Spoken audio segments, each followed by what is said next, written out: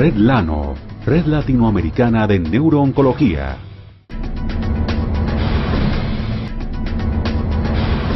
Bueno, muchas gracias, doctor Cardona. Bueno, les vamos a presentar del registro del Red Lano el uso de antiepilépticos en el manejo de glioblastoma. Porque es importante este tema, porque la epilepsia es un síntoma muy común en los pacientes con glioblastoma, presentándose en un 30 a un 50% de los pacientes y teniendo un alto impacto sobre la calidad de vida el hecho de controlarse o no esta entidad.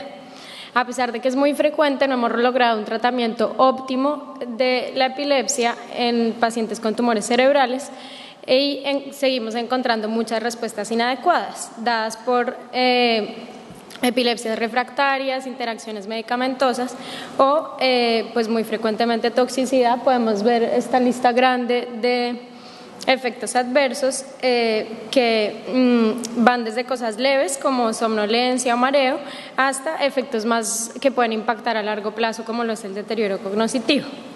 Desde 1997, Baker y colaboradores habían analizado una cohorte de pacientes con tumores cerebrales y epilepsia, notando que hasta más de un 30% habían tenido que cambiar de antiepiléptico en el último año.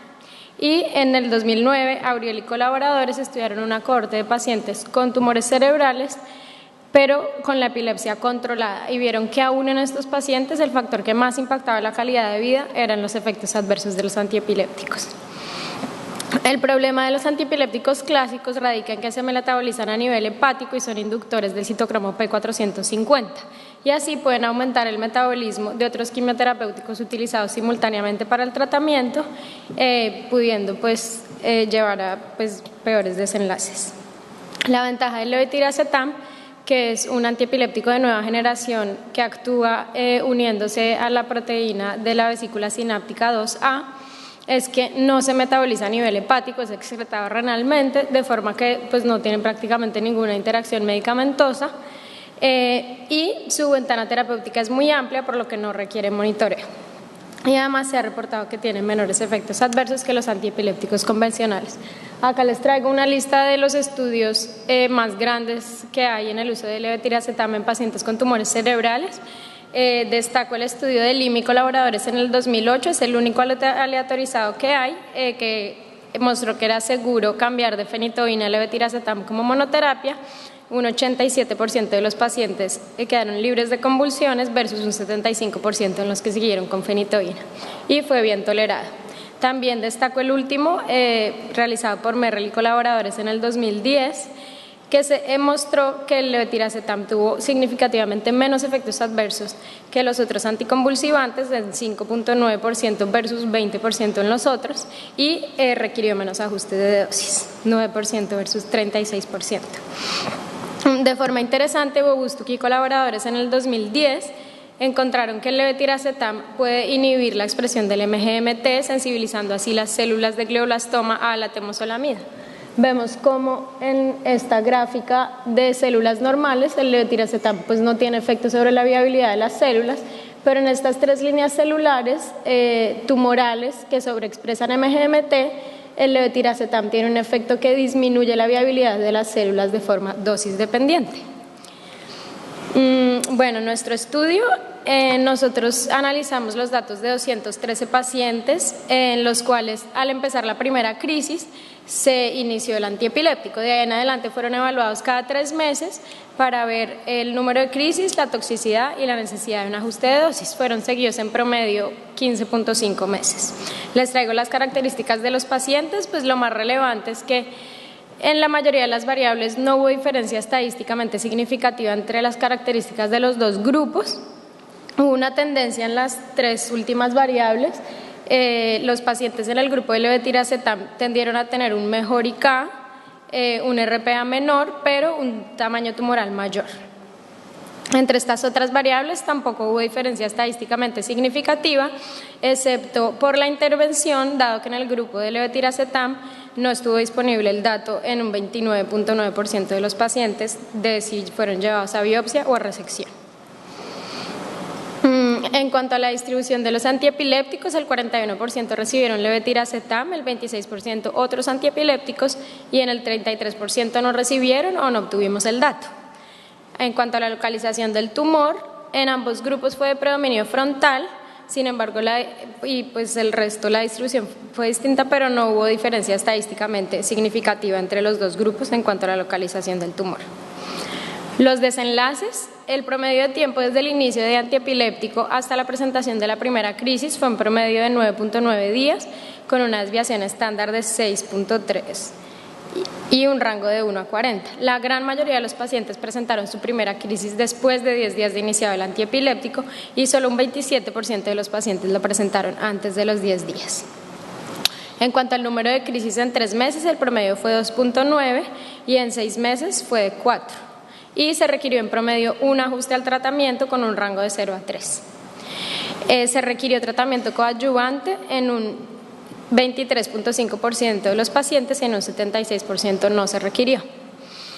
En cuanto a los efectos adversos, podemos ver que son pues mucho más frecuentes los efectos adversos en el grupo de otros antiepilépticos que en el de levetiracetam, a excepción de la fatiga, el mareo, la fatiga y la cefalea.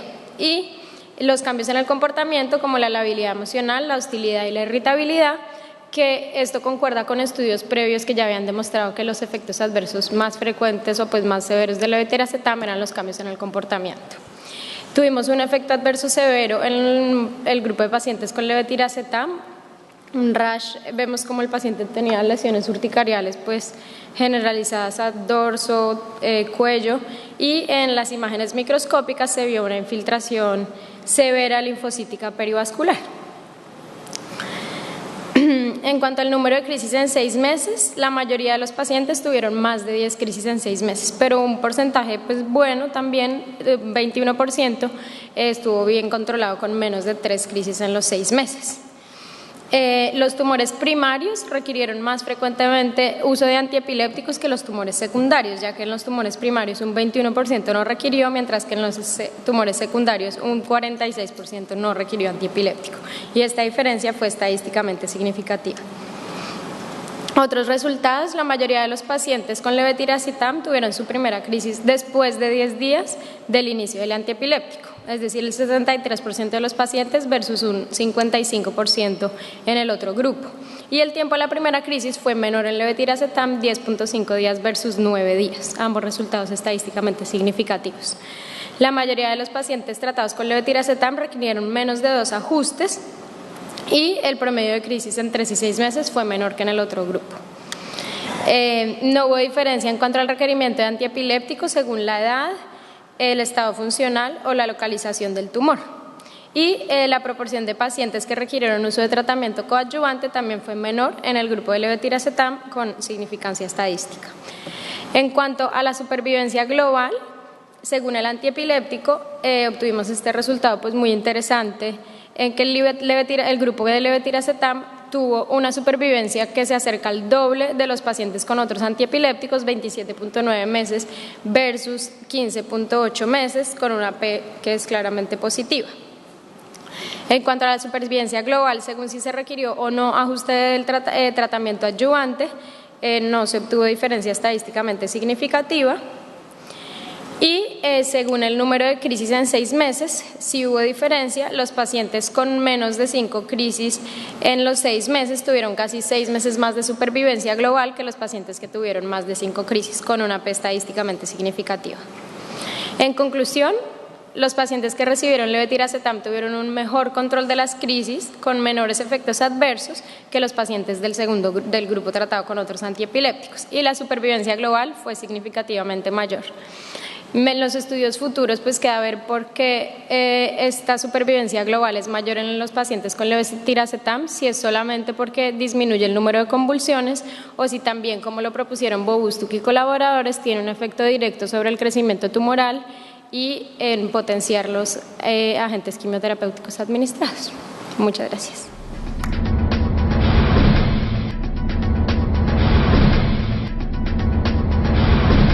Red Lano, Red Latinoamericana de Neurooncología.